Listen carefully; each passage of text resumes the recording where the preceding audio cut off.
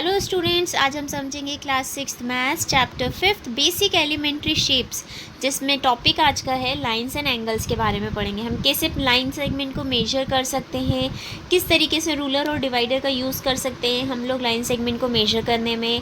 Different types के हम angles को देखेंगे, फिर हम एंगल्स को कैसे मेजर करेंगे प्रोटेक्टर की हेल्प से, वो समझेंगे। हेलो स्टूडेंट्स, आज हम लोग समझेंगे class 6 chapter 5th understanding elementary shapes. जो अलग अलग तरीके के शेप्स होते हैं उनके बारे में समझेंगे। 3D शेप्स पढ़ेंगे इस चैप्टर के अंदर, क्वाड्रिलेटरल्स पढ़ेंगे, ट्राइंगल्स पढ़ेंगे, परपेंडिकुलर लाइंस, एंगल्स, ये सारी चीज़ें पढ़ेंगे। अब मैं आपको एक छोटी सी चीज़ यहाँ बताना चाहूँगी बेटा। आपको यहाँ एक लाइन दे दी है। अब मुझे तो नहीं पता ये लाइन कितनी सेंटीमीटर की है, तो हमें इसको मेजर कैसे करते हैं। तो आपको लाइन को मेजर करने के लिए आपको इस पूरी लाइन सेगमेंट को मेजर करना पड़ेगा। क्या करना पड़ेगा? इस लाइन सेगमेंट को मेजर करना पड़ेगा। तो हम लोग इसको रूलर यानी स्केल की हेल्प से क्या कर सकते हैं, मेजर कर सकते हैं। फॉर एग्जाम्पल मैंने बोला ये 5 सेंटीमीटर की है, ठीक है।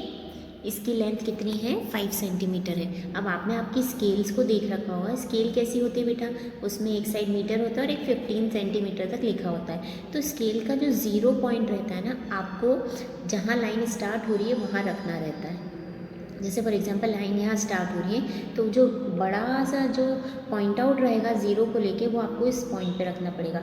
फिर जहाँ तक ये जाएगा वो उस हिसाब से आप मेजर कर लेंगे। फॉर एग्जांपल इतनी डिस्टेंस है 6, तो आपकी इस लाइन सेगमेंट की डिस्टेंस क्या आ गई? 6 सेंटीमीटर आ गई। तो इस तरीके से हम लोग क्या कर सकते हैं, लाइन की लेंथ को मेजर कर सकते हैं, ठीक है। अब हम आगे चलते हैं। इसके बाद हम रूलर्स और डिवाइडर आपको यहाँ दे रखा है, सेंटीमीटर्स में होते हैं। जो ज़्यादा वाले डिविजन्स होते हैं ना, वो मीटर्स मिलीमीटर्स में रहते हैं। वो जो आपको यहाँ पे दिख रहे हैं 0 से लेके 30, ये क्या है? सेंटीमीटर्स में रहते हैं। स्केल्स में आप लोगों को इजीली दिखती हैं चीज़ें। किसी लाइन को मेजर करना है तो देखो आपको इस डायग्राम में दिया है, सी से डी मेजर कर रहे हो आप, तो 0 को कहाँ पॉइंट आउट किया है? सी पॉइंट पर। और ये कहाँ तक है? डी पॉइंट यहाँ पर है। तो हम लाइन को क्या बोलेंगे? 6 से थोड़ी ज़्यादा है, ये 0.5 होता है, तो इसकी लेंथ कितनी हो गई है? 6.5, ठीक है। नाउ हम लोग जो डिवाइडर रहता है उसकी हेल्प से भी मेजर कर सकते हैं। तो ये क्या करा हमने, ये लेंथ है, ठीक है। अब इस लेंथ की साइज़ का हमने डिवाइडर को ओपन किया और फिर उस साइज़ को हमने स्केल पे पॉइंट आउट करा 0 से। फिर हम चेक करेंगे तो आपको यहाँ पे दिख रहा है ए बी की लेंथ कितनी है स्केल पे? 2 सेंटीमीटर है, ठीक है। इस तरीके से हम डिवाइडर और लाइन सेगमेंट की हेल्प से लाइन को मेजर कर सकते हैं। नाउ अब जो बेटा है यहाँ पर write the disadvantages and advantages, write the disadvantages of comparing line segment by mere observation. हम लोग डायरेक्टली किसी ऑब्जर्व करके बोल दें कि ये ना 5 सेंटीमीटर की है, ये 6 सेंटीमीटर की लाइन है, ये 3 सेंटीमीटर की, तो इससे क्या प्रॉब्लम आती है? इसका सबसे बड़ा डिसएडवांटेज ये होता है कि हम लोग क्लेरिफाई नहीं कर पा रहे एग्जैक्टली क्या है, तो एरर के चांसेस ज़्यादा रहते हैं कि वो करेक्ट लाइन नहीं होती है। क्योंकि हम लोग ज़रूरी थोड़ा है मैं जिस एंगल से देख रही हूँ सामने वाला उसी एंगल से देख रहा हूँ उस लाइन को, उसके अकॉर्डिंग वो 6 है, मेरे अकॉर्डिंग वो 7 है, तो ये इसका डिसएडवांटेजेस होता है, ठीक है। क्वेश्चन नंबर 2 दे रखा है, measure and write the length of the given line segment using a ruler, verify the length using a divider. आपको क्या करना है, मैं समझा देती हूँ किस तरीके से सॉल्व होगा बेटा। ये देखो, एक लाइन है ए बी नाम की, ये वाली लाइन आपको दे रखी है, ठीक है। ए बी नाम की एक लाइन दे रखी है, आपने स्केल से इसको मेजर किया। कैसे मेजर करोगे? A B point A, scale का 0 यहाँ पॉइंट आउट होगा और जितनी ये डिस्टेंस होगी वो आप लिख देंगे। फॉर एग्जाम्पल ये आई है ये ज़्यादा हो जाएगा, 3.5 आई है, ठीक है। अब इसको डिवाइडर से आपको क्या करना है? वेरीफाई करना है। तो आप क्या करेंगे? डिवाइडर के एंड को ओपन करेंगे, दोनों एंड तक उसको इस तरीके से ओपन करेंगे कि दोनों एंड कवर हो जाए। फिर उस डिवाइडर की लेंथ जितनी भी है उसको आप स्केल पे पॉइंट आउट करेंगे 0 से। वो और जो आपने स्केल से मेजर करी वो दोनों सेम आनी चाहिए। तो आप इससे क्या करेंगे? इनको वेरीफाई कर सकते हैं। अलग अलग लेंथ दी गई है, ए बी को करोगे ऐसे ही, सी डी को करोगे ऐसे ही, ई एफ को करोगे। ये स्केल्स के थ्रू आप लोगों को ईजिली मेजर हो जाएगा। नेक्स्ट है, ड्रॉ लाइन सेगमेंट से P Q, take any point R lying between P and Q, measure the length of PQ, PR and RQ. Is PQ equals to PR plus RQ? Step by step follow करते हैं हम। सबसे पहले इन्होंने बोला एक line बना दो PQ, ठीक है, हमने बना दी PQ line.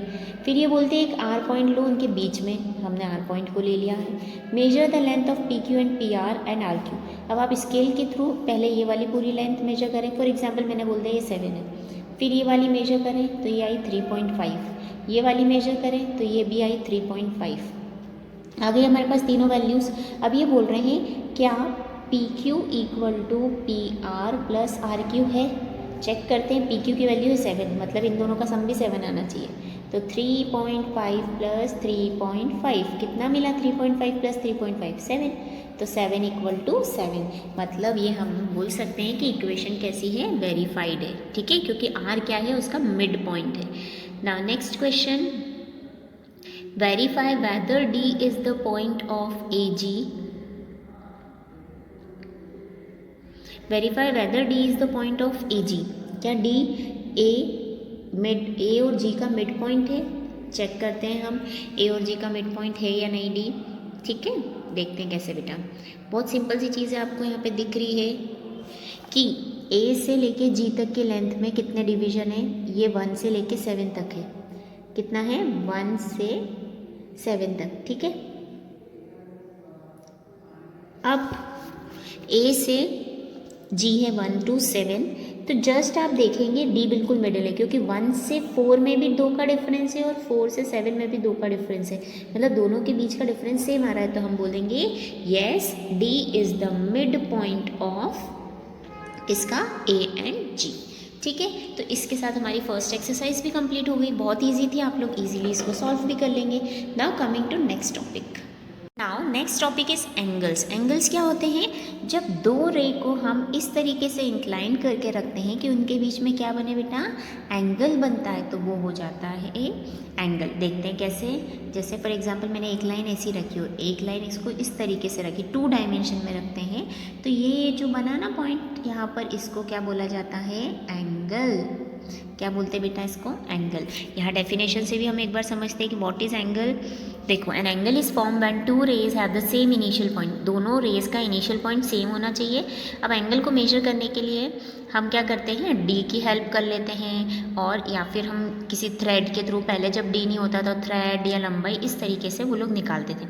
Now types of angle बेटा, 4 टाइप्स के एंगल्स दिख रहे हैं, zero angle, right angle, straight angle, complete angle. Zero angle कैसे बनता है, जब ये 2 लाइन इस तरीके से हैं तो इनके बीच में कोई एंगल बनते हुए नहीं दिख रहा है, तो इस एंगल को हम बोलते हैं जीरो एंगल, मतलब दोनों लाइंस पैरेलल होती है। राइट एंगल मतलब एक लाइन दूसरी लाइन पर बिल्कुल सीधी रहती है, दैट इज़ 90 डिग्री, इसको हम बोलते हैं राइट एंगल। फिर हम बात करते हैं स्ट्रेट एंगल की। स्ट्रेट एंगल होता है पूरा ये वाला एंगल, ठीक है, 180 degree. Straight angle that means 180 degree. और लास्ट है कंप्लीट एंगल। सर्कल की बात करते हैं ना, सर्कुलर मोशन, मैंने फॉर एग्जांपल यहाँ से स्टार्ट किया है इस पॉइंट से और वापस घूम के इसी पॉइंट पर आगे एंड होगी, तो ये जो पूरा इसने एंगल कवर किया है इसको हम बोलेंगे 360 डिग्री एंगल। ठीक है, नाउ नेक्स्ट है acute angle, obtuse angle, reflex angle. Acute angle क्या होते हैं बेटा, वो एंगल जो 0 से 90 डिग्री के बीच में होते हैं। 90 डिग्री पता है ना आपको कैसा होता है, 90 डिग्री ड्रॉ करके देखते हैं हम, बिल्कुल स्ट्रेट, ये 90 डिग्री है बिल्कुल। ठीक है, अब जितने भी एंगल होंगे इसके अंदर के, जितने भी हो 0 से 90 के बीच के, वो कहलाएंगे एक्यूट एंगल। कौन से एंगल, एक्यूट एंगल। लेकिन वो एंगल जो 90 से बाहर होंगे लेकिन 180 से कम होंगे, इस वाले पोर्शन के, वो एंगल सारे क्या कहलाएंगे, ऑब्ट्यूज एंगल। कौन सा एंगल बेटा, ऑब्ट्यूज एंगल। और एक होता है रिफ्लेक्स एंगल। रिफ्लेक्स एंगल वो जो 180 से ज़्यादा हो लेकिन 360 से कम होता है। क्या बोला मैंने, रिफ्लेक्स एंगल को 180 से ज़्यादा, 360 से कम। डी, प्रोटेक्टर की हेल्प से हम लोग क्या करते हैं, एंगल्स को मेजर करते हैं। अब कैसे मेजर करेंगे आपको मैं समझाती हूँ। ये लाइन है और ये एंगल, यहाँ आपको एंगल बताना है कितना होगा। तो कुछ नहीं करो, ये डी दिख रहा है आपको, इस डी को उठाया आपने, इस डी का ये जो मिड पॉइंट है ना, ये वाली लाइन, इस लाइन को आप कहाँ ले जाके रखेंगे, इस पॉइंट पर। किधर रखेंगे, सेंटर पॉइंट को बिल्कुल यहाँ पर रखेंगे, स्टार्टिंग पॉइंट पे।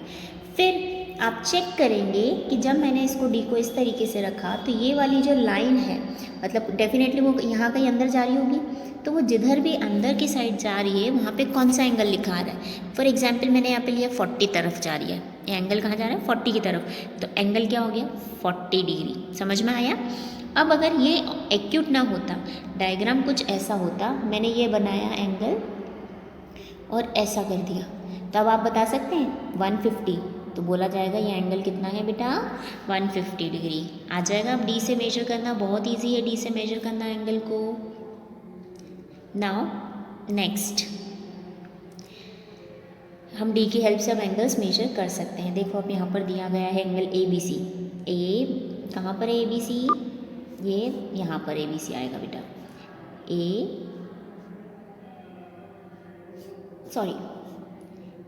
है ना, ये दिख रहा है आपको पॉइंट ए बी सी, ये वाला एंगल कितना है 30 डिग्री। ऐसे KLM दिखा है 80 डिग्री। नाउ हम लोग अब बेटा स्टार्ट करते हैं क्वेश्चन को। एक्सरसाइज 5B का क्वेश्चन है, Shreya is facing north east if she make half a turn to her right in which direction will should be facing. ये बोल रहे हैं श्रेया का जो भी करंटली फेस है वो क्या है, नॉर्थ ईस्ट है। नॉर्थ ईस्ट में पॉइंट आउट कर रहे हैं अभी ये लोग। अब ये बोल रहे हैं कि अगर उसने हाफ टर्न लिया, कितना टर्न लिया है बेटा, हाफ टर्न लिया है, 1 मिनट, हाफ टर्न लिया है तो ये इधर ही आएगी, इतना ही होता है हाफ टर्न।